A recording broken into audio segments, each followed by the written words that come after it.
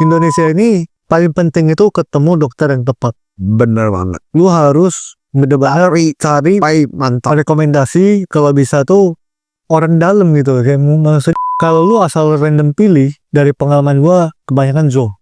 Iya. Kebanyakan nggak tuntas. Iya, kebanyakan nggak tuntas aja gitu loh. Biasanya ya temponya tuh bolak-balik. datang belum nggak apa-apa antibiotik.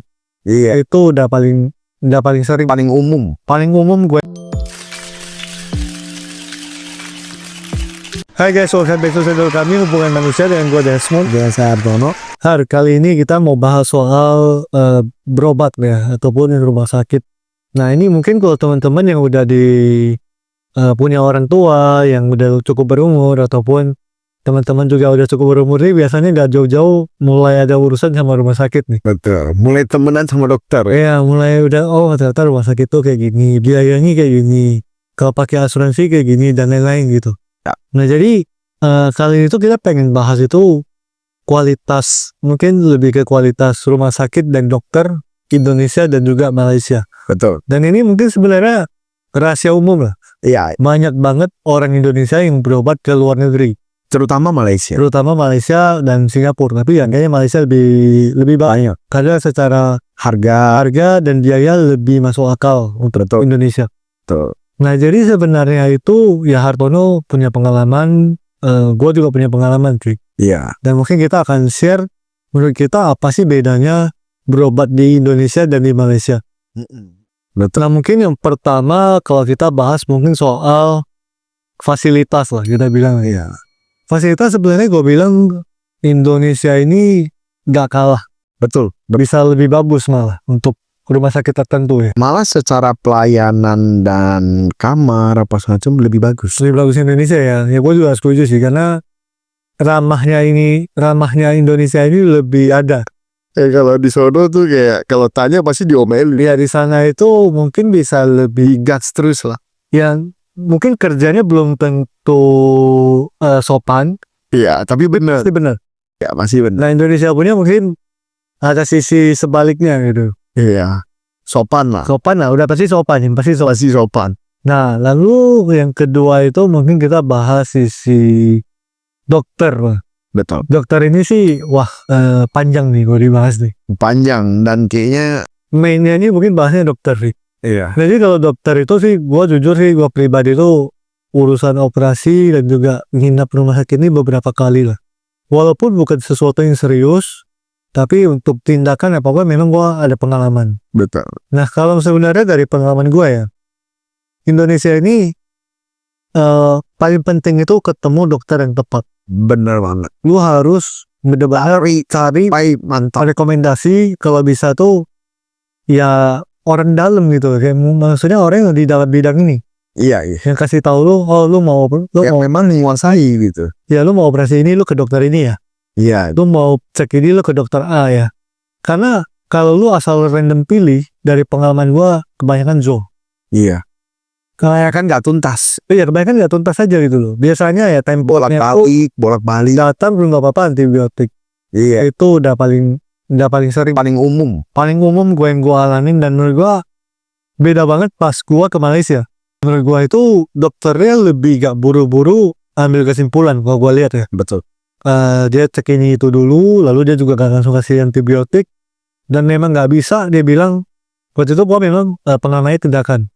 Jadi gue udah tindakan di Indonesia gak sembuh, setengah tahun kemudian kambuh.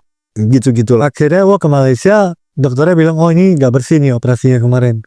Ini memang lu harus tindakan lagi. Lalu gue bilang, ini perlu buru-buru gak? Dia bilang, enggak sih, ini gak urgent.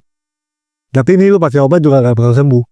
Memang nanti lu butuh operasi lagi aja gitu. Akhirnya gue set waktu, tanggal, dan operasi.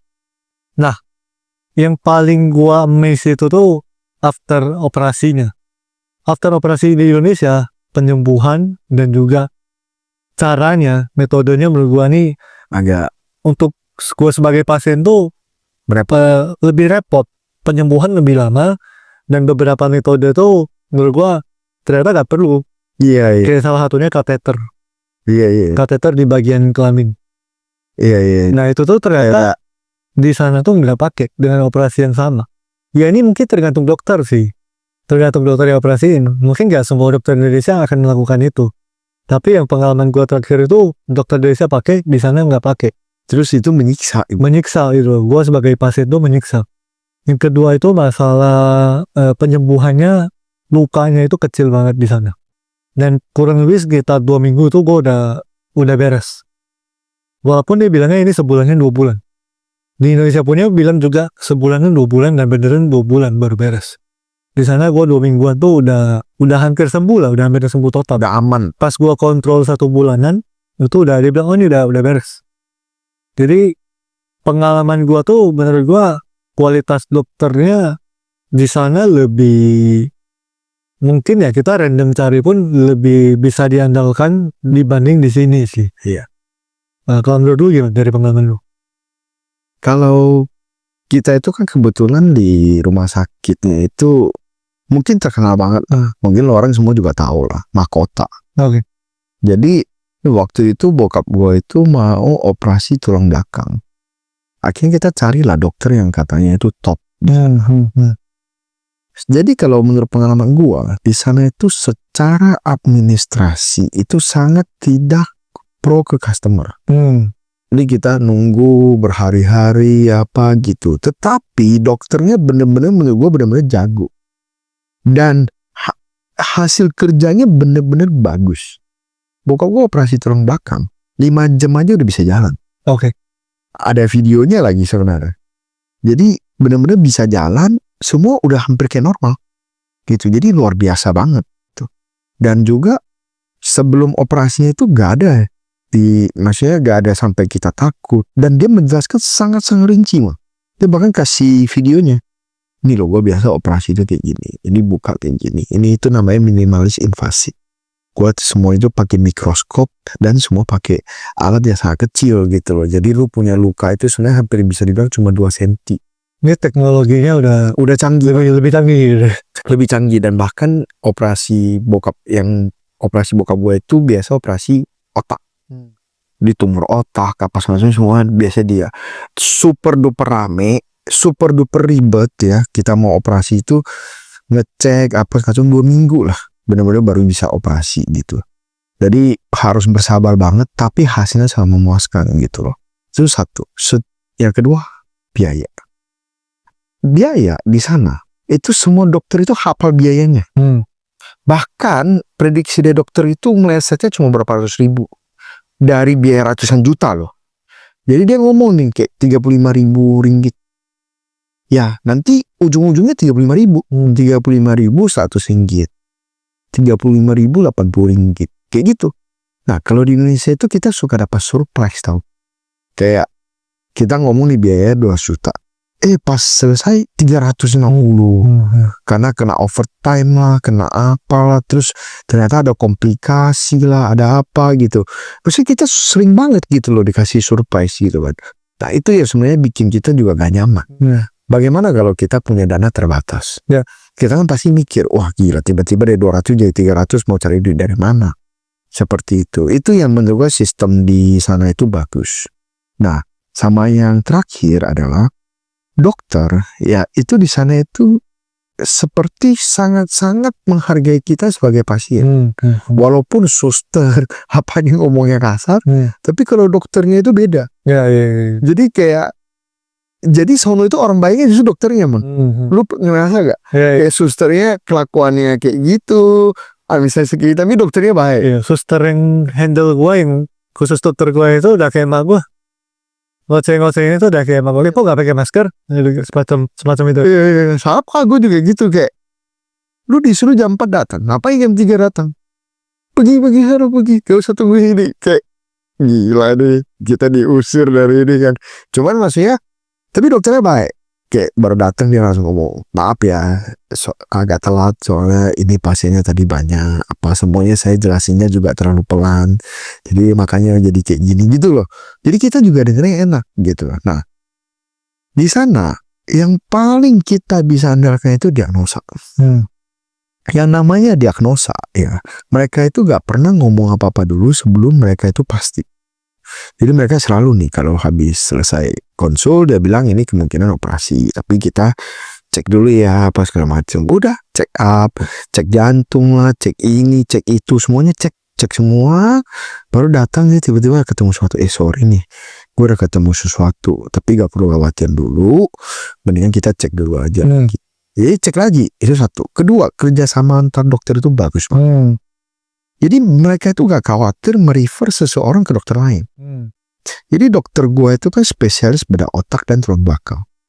Terus ada spesialis bedah saraf. Sebenarnya spesialis bedah saraf bisa, bedah otak dan tulang belakang bisa juga. Tetapi banyak dokter lain merefer dia punya customer ke dokter ini. Padahal ini dokter muda, dokter baru. Jadi bisa dibilang mereka tuh gak takut kehilangan customer. Kalau di sana itu mereka lebih pilih mendingan lu ditanganin orang yang lebih tepat. Kalau di Indonesia Lebih profesional ya. betul. Kalau di Indonesia ini jujur lah ya, walaupun menyinggung beberapa instansi gitu ya.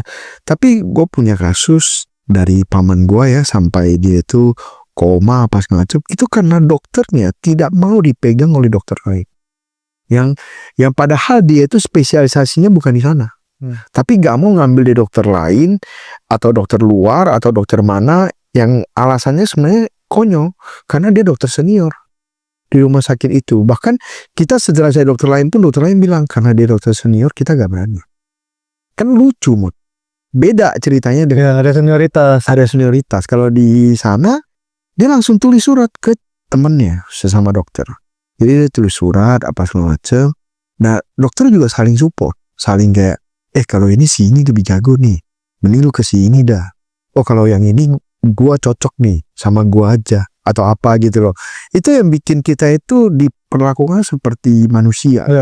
Maksudnya diutamakan itu Lebih fair lah. lebih fair gitu. Nah sama di sana ya, maksudnya operasi itu semuanya transparan banget. Dia gak khawatir lu tanya prosedurnya seperti apa, nanti itu akan bagaimana, nanti kalau seandainya komplikasinya apa aja. Jadi kita itu dibuat merasa dilibatkan. Dari A sampai Z kita itu tahu gitu loh, ini tuh bakal ngapain aja gitu. Terus juga seperti kata Desmond, mereka itu sebisa mungkin penyembuhan itu tidak perlu mereka lagi. Sebisa mungkin selalu kayak kalau seandainya ini kayak apa-apa gak usah kontrol. Kalau di Indonesia itu habis operasi tulang belakang itu fisioterapi rutin sama sebulan sampai 3 bulan ke depan. Di sana nggak ada fisioterapi mah, sama sekali gak ada fisioterapi. Cuma disuruh bikin gerakan-gerakan kayak gini, dikasih panduan gitu, diajarin gitu doang. Jadi kita itu juga gak usah berlama-lama di sana. Jadi kita itu bisa nyantai gitu. Nah kalau orang tua gue kan dari daerah ya.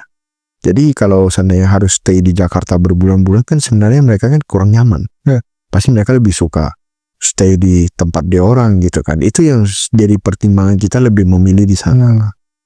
Nah, memang banyak juga katanya orang Singapura pun berobat ke Malaysia karena faktor biaya. Kalau kita ngomong biaya, rata-rata biaya di sana itu setengah dari Indonesia. Rata-rata. Jadi gue udah pernah cek kayak contoh bypass jantung lah, kateter lah, pasang balon lah, pasang ring lah, apa segala macam. Itu kalau kita cek harganya biasanya di sana lebih murah. Kita nggak tahu kenapa, bahkan obat aja di sana lebih murah yang mana. Obat-obat rutin yang kita minum di sini selalu harganya itu 2 kali lipat ya. Sebenarnya ya kita ngerti sih bahwa pada akhirnya ya ini bisnis. Rumah sakit, dokter ya butuh duit, butuh penghasilan, dan ini bukan sosial kan. Betul. Cumanya mungkin cara dapat duit itu semua orang juga butuh duit, tapi moralis lah, etis lah buat dapatin duit ini nih caranya seperti apa sih gitu. Betul. Apakah obat yang nggak harus minum disuruh minum? Iya. Ada ini rahasia umum juga. Betul. Ada sales obat datang ke dokter, tawarin ya dokter, maksudnya resepin terus apa ya, ini mungkin teman-teman pada dengar juga sih. Iya. Kalau gue denger ya, gue dari orang, dia kebetulan tuh waktu itu salah satu calon klien kami. Nah, dia jelasin soal, jadi dia itu lebih ke mainnya itu alat yang lu tau kan yang ada tabung yang masukin. Tadi langsung iya. Dia lebih ke situ. Kalau dia bilang ke gua sih Malaysia itu sistemnya kayaknya pinjem lapak, kayak sewa lapak.